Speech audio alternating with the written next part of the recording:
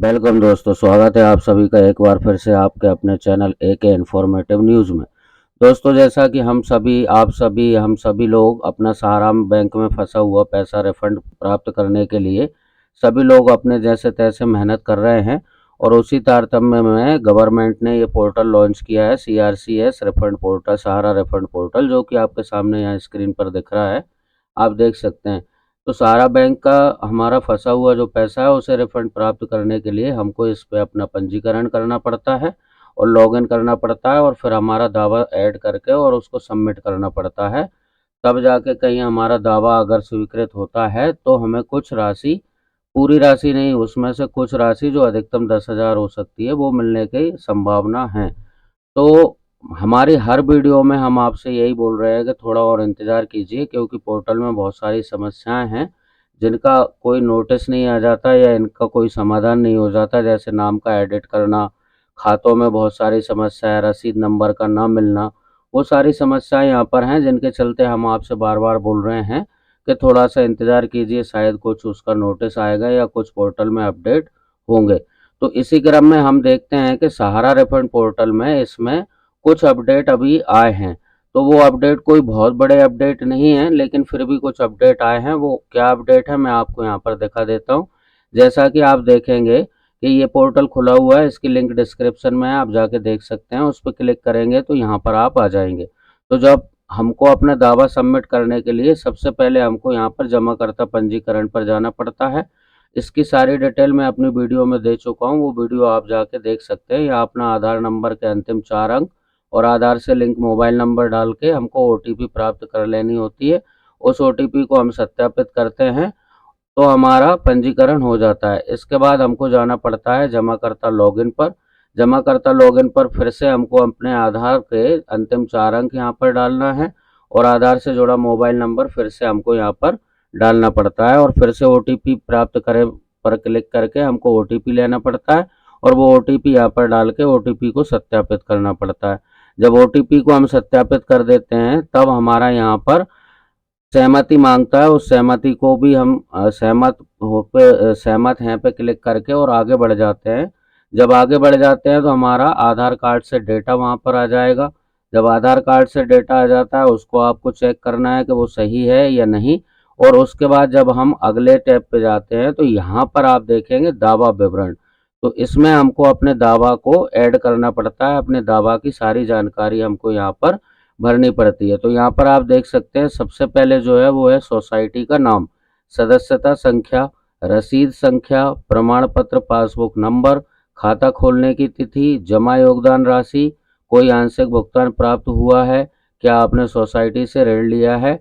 और उसके बाद हमारे पास जो डॉक्यूमेंट हैं उनको यहाँ से अपलोड करना पड़ता है 200 केबी में वो फाइल बना के। तो ये सारी प्रोसेस, ये सारी प्रक्रिया अभी भी इसमें है, पर यहाँ पर कुछ अपडेट पोर्टल पर हुए हैं, वो मैं दिखा देता हूँ आपको क्या अपडेट हुए हैं। जैसे कि यहाँ पर हम सोसाइटी सिलेक्ट करते हैं तो सबसे पहले जो सोसाइटी है वो है सहारा क्रेडिट कोऑपरेटिव सोसाइटी लिमिटेड। ये लखनऊ वाली सोसाइटी है। इसको जैसे ही हम सिलेक्ट करेंगे तो आप यहाँ पर देखेंगे कि रसीद संख्या वाला जो ऑप्शन था वो यहाँ से हट गया है। असल में समस्या क्या आ रही है कि जब भी हम ये दावा ऐड करते हैं, अपना दावा प्रपत्र यहाँ पर भरते हैं, तो हमारे पास रसीद नहीं है या रसीद है भी तो बहुत सारी रसीद हैं। उस कंडीशन में हम क्या रसीद नंबर यहाँ पर भरें, वो वाली समस्या बहुत लोगों के सामने आ रही थी।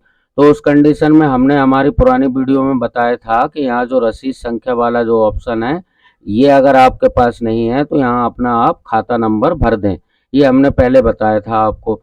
लेकिन अभी इस पोर्टल में ये अपडेट हुआ है कि आप सहारा क्रेडिट कोऑपरेटिव सोसाइटी और हमारा इंडिया क्रेडिट कोऑपरेटिव सोसाइटी के अगर सदस्य हैं, इन दोनों सोसाइटी में से आप में किसी में भी पैसा जमा है और उसके लिए आप अपना दावा सबमिट कर रहे हैं, तो यहाँ पे आप देखेंगे कि सहारा क्रेडिट कोऑपरेटिव सोसाइटी को मैं सिलेक्ट करता हूँ तो रसीद संख्या वाला ऑप्शन यहाँ पे हट गया है। तो अब आपको रसीद संख्या यहाँ पर डालने की ज़रूरत, आवश्यकता नहीं है।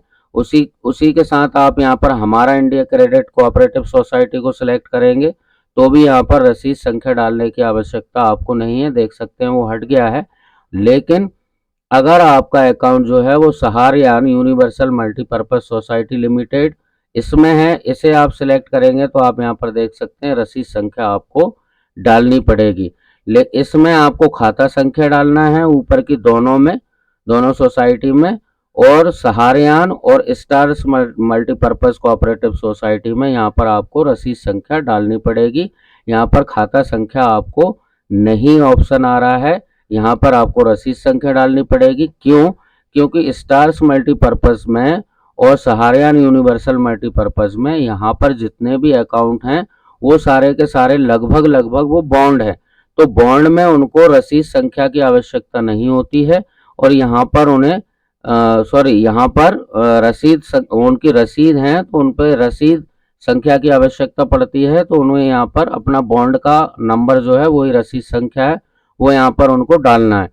लेकिन यहाँ पर सहारा क्रेडिट कोऑपरेटिव सोसाइटी और हमारा इंडिया क्रेडिट सोसाइटी में आपको रसीदें एक से ज़्यादा मिलेंगी अगर आपने रसीदें ली भी होंगी, क्योंकि इसमें अधिकतर अकाउंट जो है वो मंथली हैं। तो उस क्रम में आप देखेंगे तो यहाँ पर आपको खाता संख्या जरूर मिला होगा, उस खाता संख्या को आपको यहाँ पर डालना है, और नीचे की इन दोनों सोसाइटी में आपको बॉन्ड पे बॉन्ड नंबर जो है वो रसीद संख्या है, जितना पेमेंट आपने उसमें जमा किया है वो रसीद संख्या यहाँ पर आपको डालनी पड़ेगी। तो अभी इसमें दावा जोड़ने वाले इस क्रम में यहाँ पर ये बहुत बड़ा अपडेट हुआ है, क्योंकि रसीद संख्या हमारे पास थी नहीं और वहाँ पे हम कुछ भी डाल दे रहे थे, जिसके कारण हमारे दावा बहुत सारे रिजेक्ट हो गए। अभी मैं आपको बता दूं इस बारे में कि मेरे परिचित जितने भी हैं उनमें से 99% लोगों के दावा जो है वो रिजेक्ट हो गए हैं किसी न किसी कारण से। तो वो भी एक अपडेट इन्होंने दिया है कि पहले हम उसमें कुछ देख नहीं पा रहे थे कि दावा का क्या स्टेटस है, लेकिन अभी भी वो अपडेट यहाँ पर हो गया है। जैसे कि आप अपना दावा ऐड कर देते हैं तो इस प्रकार नीचे यहाँ पे दावा दिखने लगेंगे आपको यहाँ पर, और जब आप आगे जाएंगे तो आपका फॉर्म जनरेट हो जाएगा। उस फॉर्म पे आपको फोटो चिपकाना है, अपने सिग्नेचर करना है। इस विषय पे मैं पूरी डिटेल वीडियो बना चुका हूँ, आप उसको देख सकते हैं, लिंक डिस्क्रिप्शन में मिल जाएगी आपको कि कैसे आपको दावा ऐड करना है, कैसे अपना आवेदन पूरा कंप्लीट करना है। वो वीडियो आप ज़रूर देख ले। और मैं फिर भी आपसे एक और बार फिर से बोल दूं कि मैंने जैसे हर वीडियो में आपसे कहा है कि अभी दावा सबमिट ना करें, आप थोड़ा सा इंतज़ार करें, तो उस इंतज़ार का कुछ फल तो हमको यहाँ पर देखने को मिला है।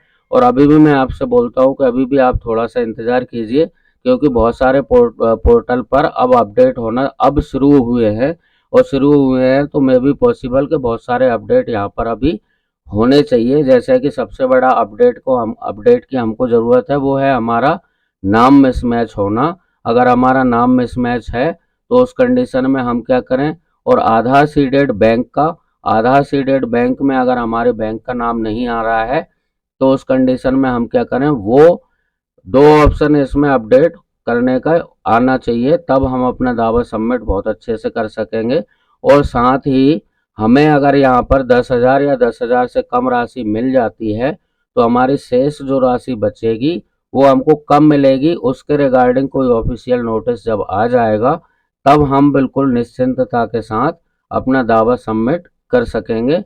तो मेरे आपको यही सलाह है कि अभी कुछ दिन और आप अपना दावा होल्ड करके रखिए, कुछ दिन बाद हम अपना दावा सबमिट करेंगे। तो यहाँ पर आपको सोसाइटी का नाम सिलेक्ट कर लेना है, सदस्यता संख्या भर देना है, और रसीद संख्या आपको इन दो कंडीशन में भरना है, सहारियान यूनिवर्सल मल्टीपर्पज सोसाइटी लिमिटेड में और star multipurpose cooperative society limited में। तो यहाँ पर आप सहारा क्रेडिट कोऑपरेटिव सोसाइटी यहाँ पर सिलेक्ट करेंगे तो यहाँ पर आपको रसीद संख्या नहीं भरनी है, सदस्यता संख्या, खाता संख्या, प्रमाण पत्र या पासबुक नंबर यहाँ पर भरना पड़ेगा, खाता खोलने की तिथि, और आपने कुल कितना जमा किया है वो आपको यहाँ पर भरना है। इसके बाद यहाँ से अपने डॉक्यूमेंट अपलोड कर देने हैं। तो जैसा कि मैं आपको बता रहा था कि 99% लोगों के दावा रिजेक्ट हो गए हैं, उनको पैसा अभी नहीं मिलने वाला है, जितना भी मिलना था वो नहीं मिलने वाला है, उनका दावा रिजेक्ट हो गया है। तो वो दावा स्टेटस हम कैसे चेक करते हैं, जब आपका यहाँ पे दावा सबमिट हो जाएगा फुल एंड फाइनल, जब आप यहाँ से अगले स्टेप में जाएंगे तो फॉर्म जनरेट होता है, उस फॉर्म का प्रिंट आउट लेना पड़ता है, उस पर फ़ोटो चिपकाना पड़ता है, उस पर सिग्नेचर करने पड़ते हैं और उसको स्कैन करके अपलोड करना पड़ता है। उसके बाद हमको अगर हमारी राशि 50,000 से अधिक है तो उस कंडीशन में हमको अपना पैन कार्ड नंबर और पैन कार्ड को भी स्कैन करके उसमें अपलोड करना पड़ता है। और जब हम अपना दावा सबमिट कर देते हैं तो हमारे दावा की एक रेफरेंस नंबर जनरेट हो जाता है। तो जब हम अपना दावा पूरे तरीके से सबमिट कर चुके हैं और अपने दावा को जब हमको स्टेटस देखना है तो हम यहाँ पर जाएंगे CRCS रेफरेंस पोर्टल पर, जमाकर्ता लॉगिन पर हम जाएंगे। तो यहाँ पर अपने आधार नंबर के अंतिम 4 अंक डालना है, मोबाइल नंबर आधार से जो लिंक है वो वाला डालना है, उस पर OTP लेंगे और OTP को सत्यापित करेंगे।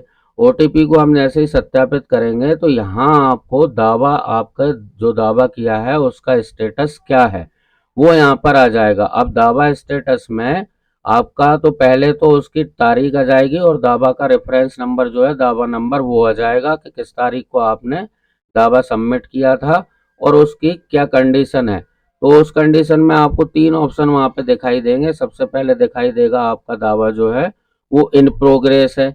इन प्रोग्रेस का मतलब ये है कि उस पर अभी काम चल रहा है, क्योंकि बहुत सारे दावा हो रहे हैं पोर्टल पर।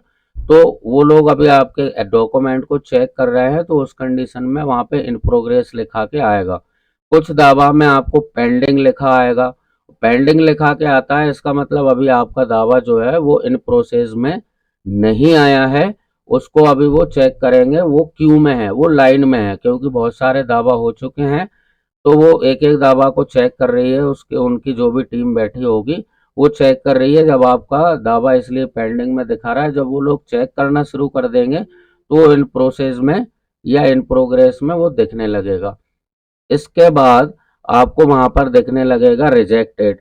जब रिजेक्टेड अगर दिखता है वहां पे, इसका मतलब यह है कि आपका दावा रिजेक्ट हो गया है। और वो रिजेक्ट क्यों हो गया है उसके लिए वहां पर एक PDF डाउनलोड करना पड़ेगा आपको। वो PDF डाउनलोड आप जैसे ही कर लेंगे तो उसमें रिजेक्ट होने का, निरस्त होने का कारण लिखा होगा कि आपका दावा क्यों रिजेक्ट या क्यों निरस्त हुआ है। अब इसके बाद एक और ऑप्शन आपका आ सकता है, वो है आपका एक्सेप्टेड का, कि आपका दावा जो है वो स्वीकार कर लिया गया है। अब उस कंडीशन में आपको कितना पैसा कब मिलेगा उसके लिए तो आपको स्टेटस चेक करते रहना पड़ेगा और इंतजार करते रहना पड़ेगा। तो अब हम बात कर लेते हैं कि हमारे दावा रिजेक्ट क्यों हो रहे हैं। और दावा रिजेक्ट 1 या 2 या 10% या 20% नहीं हो रहे हैं। मैं आपको बार बार बता रहा हूँ, दावा जो है वो लगभग लगभग 95% से ऊपर दावा रिजेक्ट हो गए। अभी मेरी जानकारी के अनुसार 23 लाख से ऊपर फार्म जमा हो चुके हैं, आवेदन हो चुके हैं। और उनमें से स्वीकृत आवेदन जो हैं वो सिर्फ लगभग लगभग 200 ही है बस। बाकी सारे दावा, लाखों दावा रिजेक्ट हो गए हैं या इन प्रोग्रेस में चल रहे हैं या पेंडिंग है। तो हमारे दावा क्यों रिजेक्ट हो रहे हैं वो मैं आपको दिखा देता हूँ। सबसे पहली कंडीशन तो बनती है उसमें कि आपका नाम मिसमैच हो जाना। नाम मिसमैच का मतलब ये है कि आपका सारा अकाउंट में नाम कुछ है और आपके आधार कार्ड में नाम कुछ है। उसका कारण दे करके भी वो अपने आपके आवेदन को रिजेक्ट कर दे रहे हैं। जब आप रिजेक्ट का कारण देखेंगे तो उसमें लिखा रहेगा कि आपका नाम जो है वो मैच नहीं हुआ है, इसलिए आपका दावा निरस्त किया जाता है।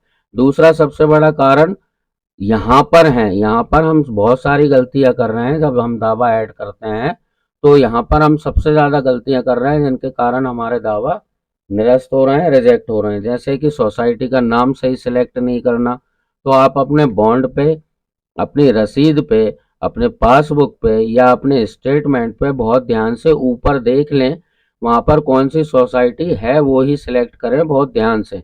जैसे सारा क्रेडिट कोऑपरेटिव सोसाइटी मैंने यहाँ पर सिलेक्ट कर ली। अब आप रसीद में, पासबुक में देखेंगे सदस्यता संख्या और खाता संख्या मिलेगी। तो ये दोनों जो है रसीद में, पासबुक में एक दूसरे के ऊपर नीचे लिखी हुई हैं और प्रिंट आउट में कई बार ऐसे है कि वहाँ पर ठीक से दिख नहीं रहा है। तो आप जल्दी जल्दी में, हड़बड़ाहट में बिल्कुल भी इनको गलत ना डालें।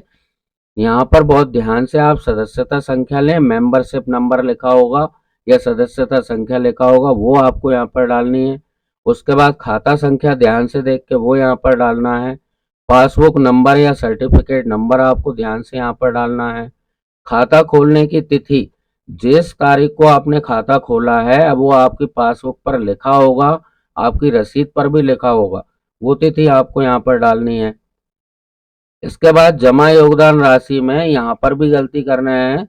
कई लोग यहाँ पर अपना मैच्योरिटी के साथ जो पैसा मिलने वाला था वो यहाँ पर ब्याज के साथ इंक्लूड करके वो यहाँ पर डाल रहे हैं। तो यहाँ पर आपको मैच्योरिटी वाला पैसा नहीं डालना है, ब्याज इंक्लूड करके पैसा नहीं डालना है। जितना पैसा आपने जमा किया है, जैसे कि मान लो आपने 50,000 जमा किया था और वो मिलने वाला था 70,000, तो आपको यहाँ पर 70,000 नहीं डालने हैं, आपको सिर्फ 50,000 ही यहाँ पर डालना है। उस कंडीशन में भी आपका दावा रिजेक्ट हो जाएगा अगर आपने यहाँ पर राशि सही नहीं भरी। फिर आपका है प्रमाण पत्र यहाँ पर अपलोड करना है। अब कई लोग यहाँ पर कोई भी फाइल अपनी, कोई भी डॉक्यूमेंट, कोई भी एविडेंस, कोई भी सबूत यहाँ पर अपलोड नहीं कर रहे हैं। वो भी एक बहुत बड़ा कारण है आपके दावा रिजेक्ट होने का। तो इसलिए आप ये बिल्कुल तय कर लें, ये कंफर्म कर लें कि आप यहाँ पर अपना डॉक्यूमेंट अपलोड करेंगे, चाहे वो पासबुक हो, रसीद हो, स्टेटमेंट हो या बॉन्ड हो, वो आपको यहाँ पर स्कैन करके अपलोड करना है। और एक से ज़्यादा अगर आप पे डॉक्यूमेंट हैं तो उन सबको स्कैन कीजिए। स्कैन करने के बाद आप उनको मर्ज कीजिए, एक दूसरे से जोड़िए और 200 केबी से कम की वो फाइल बनाइए और उसको अपलोड कीजिए। तब जाके आपको यहाँ पर फिर दावा जोड़े पे जाके क्लिक करना है। तो आपका दावा जोड़ने के बाद यहाँ पर नीचे यहाँ पर दिखने लगेगा, सारी डिटेल यहाँ पर आ जाएगी। अब अगर आपके पास एक से ज़्यादा दावा है या एक से ज़्यादा अकाउंट है तो वो भी आपको यहीं पर जोड़ देने हैं। ये एक दावा यहाँ पर जुड़ जाएगा, वो दिखने लगेगा। उसके बाद यहाँ पर आपको नेक्स्ट दावा आपको जोड़ना है, वही सारी डिटेल बहुत ध्यान से भरनी है। फिर दावा जोड़ने पे क्लिक करेंगे तो यहाँ पर नीचे आपको अगला दावा भी दिखने लगेगा।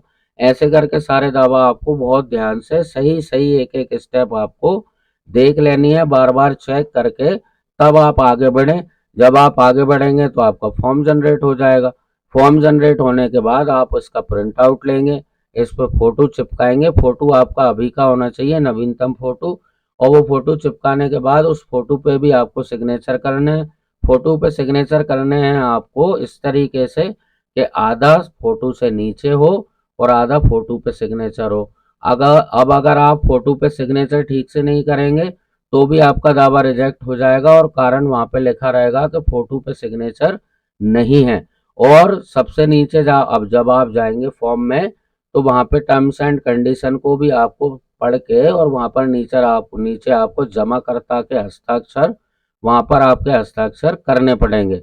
वहां पर आप हस्ताक्षर कीजिए, इसके बाद उसको प्रॉपर तरीके से स्कैन कीजिए ताकि वो ठीक से दिखे। स्कैन करने में हो ये रहा है कि कई बार स्कैन कर दे रहे हैं और साइज छोटा करने के चक्कर में वो दिखने ही बंद हो गया है, बिल्कुल ब्लर हो गया है, भद्दा दिखने लगा है। तो वो भी एक बहुत बड़ा कारण है कि आपका दावा रिजेक्ट हो जाएगा।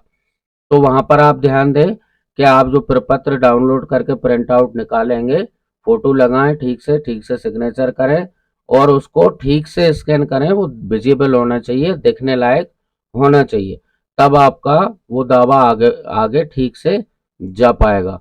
उसके बाद आप देखेंगे जब आपने दावा वो सबमिट कर दिया है तो वहां पर एक और बहुत बड़ा रीजन ये भी हो रहा है कि आप 50,000 से अधिक राशि आपकी है और आप पैन कार्ड वहां पे अपलोड नहीं कर रहे हैं, या पैन कार्ड जो आप अपलोड कर रहे हैं वो ठीक से विजिबल नहीं है, दिख नहीं रहा है, तो वो भी एक बहुत बड़ा कारण है कि आपका दावा रिजेक्ट हो जाएगा। तो आप ये कंफर्म कर लें कि अगर आपकी राशि 50,000 से अलग है तो आप बहुत अच्छे से पैन कार्ड को स्कैन कीजिए और वो अपलोड कीजिए। इसके बाद आप दावा आपको सबमिट कर दें। दावा को सबमिट करने के बाद सेम वही प्रोसेस है कि आप जमाकर्ता लॉगिन पर जाएं और यहाँ पर अपना स्टेटस चेक कर लें कि आपके दावा का स्टेटस क्या है, वो एक्सेप्ट हुआ है, इन प्रोग्रेस है, पेंडिंग में है या रिजेक्ट हुआ है। इस पर हम रिजेक्ट वाले ऑप्शन पे क्यों रिजेक्ट हो रहा है और उनका क्या सॉल्यूशन है, इस पर हम डिटेल वीडियो बनाएंगे आगे। तो उम्मीद है आपको हमारी ये वीडियो अच्छी लगी होगी। तो प्लीज़ हमारे चैनल को सब्सक्राइब कीजिए, लाइक कीजिए और बने रहिए हमारे साथ। हम मिलते हैं आपसे अपनी अगली वीडियो में। Thank you.